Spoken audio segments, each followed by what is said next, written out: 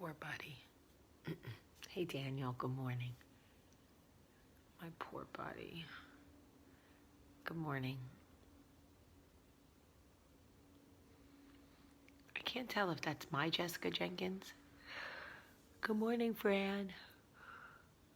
Ugh. I really need to get that fixed. What the hell? Good morning. Good morning, everybody, and welcome to Coffee Talk.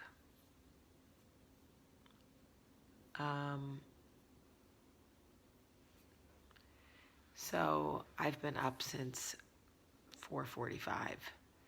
My dog was sick. I don't know what happened, but I heard him at 4:45 in the cage. Like he couldn't get comfortable. He kept moving. So finally I was like, what is the problem? And I got up and he had been sick all in his cage, coming out of both ends. And Sparrow never soils his cage. He never pees or anything in his cage. And there was poop everywhere. He had thrown up all over the place. I was like, holy smokes, my poor buddy. So now he is dead asleep. Well, David Jett, I'm happy I got to see you too. Anyway, so I've been up with Sparrow. Thank you again, really quick, to everybody who sent me pictures of their tickets. It's made me so happy. It's just such a little, like a small gesture, but it has really made my whole week. Joelle, happy birthday to Jaden, sweet boy, big boy, 8, such an exciting age. Yesterday, one of our Coffee Talk watchers, who has become a real friend of mine over the last 2 years, Elizabeth Anthony, sent me flowers. I don't know if you can see them on my table back there. But congratulations, flowers. So thoughtful. Anyway, so I'm heating up my coffee because it's cold. Rachel Carroll, it's nice to have you back. Okay, so I realized, oh, yes, please send me your screenshot. If you have a screenshot of your advance tickets to Breaking In, I would love to see them. I don't know if you guys have seen Gabrielle Union. She's been all over. She was on The View. She was on Jimmy Fallon. She was everywhere. She's doing an amazing job promoting this movie. Look, at the end of the day, hey, Beth Natter. At the end of the day, we have, what did I say? Jaden, I meant Jaren. I'm sorry. I'm very tired. I've been up since 4:45. What am I trying to say? Oh, I was saying at the end of the day, we really put everything we could into this movie. And, we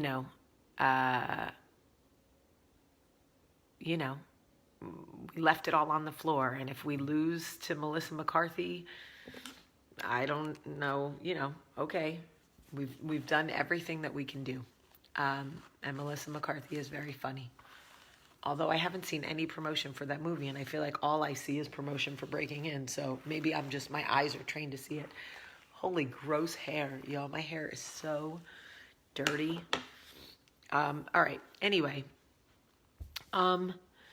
So I was reading some of your messages and talking to my girlfriend in New York and talking to some other friends. And I realized that we have a tendency as women to try to force men especially into a maturity or commitment or a lifestyle that they are not ready for. Because we are the mothers, even if we're not mothers, we are the mothers, we tend to believe that we know what is best for everybody. And often when a man says, I don't want commitment, I don't want this, I am not ready for that, we hear, try harder, love him differently, make the sex better, cook more, all of these things. And there is something in us that makes us want to push people into a maturity or commitment or lifestyle that they are not capable of. And the thing is that, sure, there are times we are completely misled, right? Where they act like they want the commitment, but they really don't, and we really believe them and they lie to us. But more often than not, a man shows you, sometimes blatantly tells you, but shows you in a million ways, he doesn't want that life. And for some reason, we are bound and determined to push people into a lifestyle maturity or commitment that they are not capable of. And here's the thing about pushing a man, and I can only speak to that because I date men, okay? The thing about pushing a man into a lifestyle commitment or maturity he's not ready for is that he may go. He may allow you to put him in that position because the sex is good, or because he doesn't want to rock the boat, or because it's comfortable for him, right? But the truth is, even if he goes, you will never be happy because you will know you pushed him there. You will know he didn't choose that position himself. And there is something very detrimental to a woman's psyche and her security and her confidence when she knows the man in her life is not in that position willingly, when she knows she has pushed him there. You can trap a man, you can mislead a man, you can force a man's hand, you can give a man an ultimatum. But the truth is, even if he takes the bait, even if he marries you, even if he gives you that baby, even if he moves to the state you want to move him to, whatever it is, you will not have a whole man. You will have a broken man, a man who has committed to a lifestyle he is not ready for, does not want. There is a certain maturity that comes with commitment, and not all women, or not all men, are capable of that. And a lot of people are saying women too. Of course, every coffee talk I do can go for women or men. I just speak mostly about men because I date mostly men. That's the only reason. But please know that this coffee talk could easily be turned around because with women. Surely you can't force a woman, but the truth is, women will find comfort in most any situation if they have to. Men will not. Men will stay uncomfortable, and they will let you know they're uncomfortable. And that is just the truth.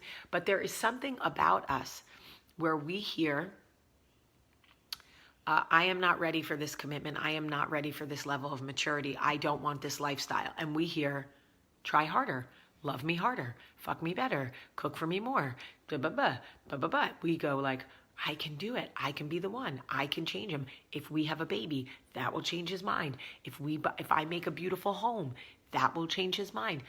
I know a woman who called off her wedding. Her wedding is supposed to be in 6 weeks. 6 weeks. And she called it off because she wants children. And he has been telling her consistently, kind of like that wrestler, John Cena or whatever his name is, who told that chick for years, I don't want kids. He also said he didn't want marriage. But eventually she broke him down and got him to propose. But at the end of the day, he doesn't want kids. So before their wedding, just like my girlfriend, he said, I'm not going to change my mind about kids. And it's not working. And you know what is amazing to me? There are even women who want to be mothers so bad, who will stay in relationships with men that will never meet their commitment level because they don't want to be alone, or because they don't want to, because they love him and they say, you know what, I love him, so we'll never have kids. What? What? If you can love him, imagine how you could love the right one. I am speaking to the women out there right now who know, and you know if you're doing it, you know if I'm speaking to you. If you are encouraging, coercing, guiding, forcing a man into a maturity, commitment, or lifestyle he has told you he doesn't want or he is not ready for, I promise you that even if the pieces fit, even if he eventually stands in the place you want him to stand in, whether that's as a husband or a father or whatever, you will never feel good about what you have, because you will know that it was a forced coercion, that he did not move there willingly. And you will lie to yourself for a while, and you will try to convince yourself that everything is fine. And that if he, see, now that we have a baby, if you just saw, now that we're married, see, if you just see, you will know when you lay down next to him at night that it is not what he really wanted to sign up for. It was not his choice. And I am telling you now that there are exceptions to every rule. There are exceptions to every rule. Sure, there are some women going, well, my husband said he didn't want children. Now we have kids and he's amazing. Great. There are exceptions to every rule. But I am speaking to the majority. If you are one, if you are watching this right now with tears in your eyes, if you feel that burning in your throat, if you are nodding your head going, this is me. I know that I am doing this. I am terrified to lose him. I am telling you, it is less about how you will live with him and more about how you will live with yourself. Because when a woman knows deep down inside that a man is not present in her life of his true doing, of his conviction, you will always doubt him. You will always second guess him. You will always wonder if he really loves you, if he's really attracted to you, if he really wants this life. And somewhere along the lines, you will have a fight that goes like this. You never wanted this. You didn't want this. I forced you into this. And you will wait for him to say, no, I wanted this. I love you. I want to be here. And he will look at you. And you will know that he knows that that is the truth. And it is, did Michael want kids? Nicole Borthwick, Michael couldn't stop knocking me up. Michael wanted kids so bad. I never saw a man want kids so bad. Michael wanted the kids and not the wife. He loved me. And he got married because religiously he believed like you get married, then you have kids. But Michael wants me. Don't get me wrong. He loves me. But did Michael want kids? I have never met a man who wanted children more than Michael. Ever in my life. So I am telling you now, if you are in that situation and you know what you're doing, it will not end in the fairy tale you believe it will end in. It will not end with the happily ever after, because even if he marries you and even if you will never have peace. And if he is telling you that he doesn't want that life,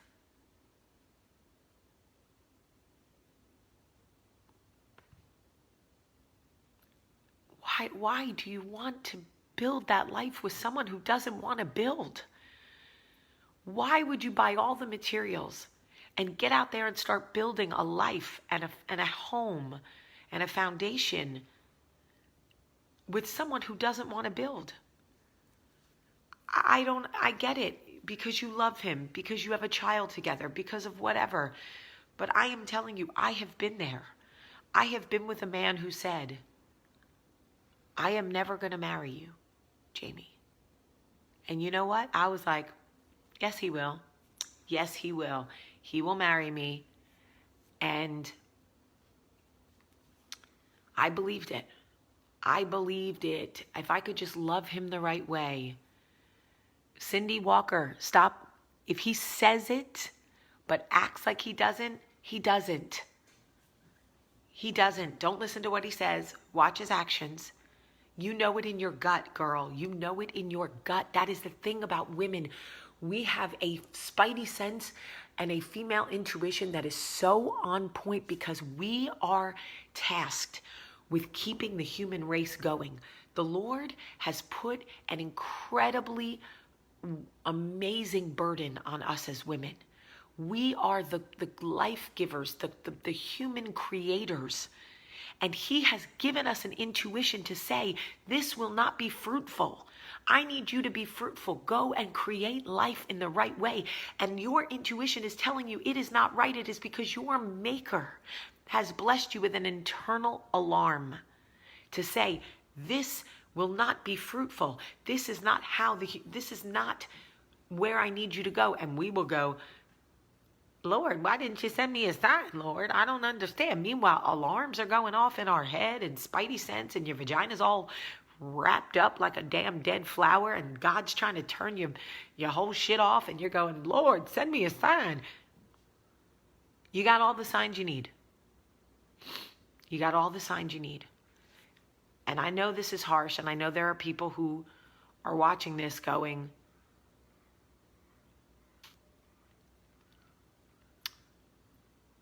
but mine stayed. We had a baby and he didn't want it, but he stayed. Okay, he's a good man. It's not to say he wanted it. I'm talking to the women. Listen, and I'm not going to talk to the women who have had babies and the man stayed and you're 20 years, now your kid's in college. Fine, you're the exception. You worked it out. He told you he didn't want it. You got it anyway. He stayed. Great. His mama raised a good man. I'm talking to the ones that are in that situation now, and I don't want them to have to go through it. I don't want you to have to trap somebody or coerce them or force them into a commitment or a lifestyle they are telling you they don't want to be in. Look, and there's always going to be one who pushes back.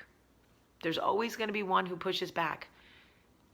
Olivia, if addiction is the reason he doesn't want commitment, it's because he wants the addiction, boo. Go the other way. Run. Run. And I get it. Everybody who is listening now, who is in this situation, is going to message me or comment and say, but what if he's a lefty who walks on his right foot and winks at me every Tuesday and I feel like he really wants it? Y'all, when a man wants that lifestyle, when a man wants that commitment, girl, he will be on his knee with a ring so damn fast. He will be trying to knock you up.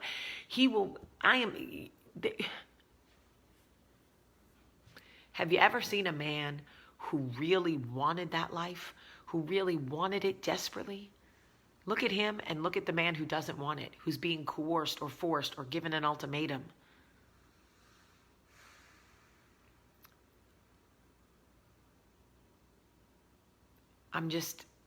I love you, and that's why I'm having this conversation.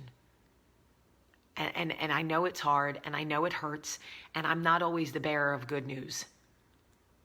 I'm not. Sometimes coffee talk sucks. Sometimes it sucks for me. Sometimes I cry when I'm talking to you because it hurts me, just like it hurts you. But coffee talk is meant to uplift. It's meant to open your eyes to things you may not be thinking of or conversations that you're scared to have because you were created to be outstanding.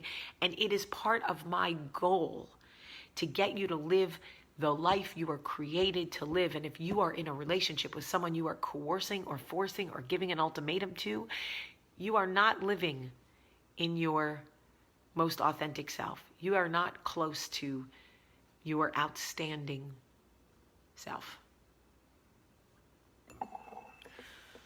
All right, I love you guys. I love you. Tomorrow is my day, my big day. I love you. Thank you to everybody who has bought tickets to see Breaking In. Please continue to share the trailer. Encourage people to go see the movie. You always ask if you can do anything for me. This is all you can do. I would be so grateful. You can share this video. There's a share button right there. Tessa Newman, you were created to be way more than a security blanket, baby. I love you so much today. Have a great, great day.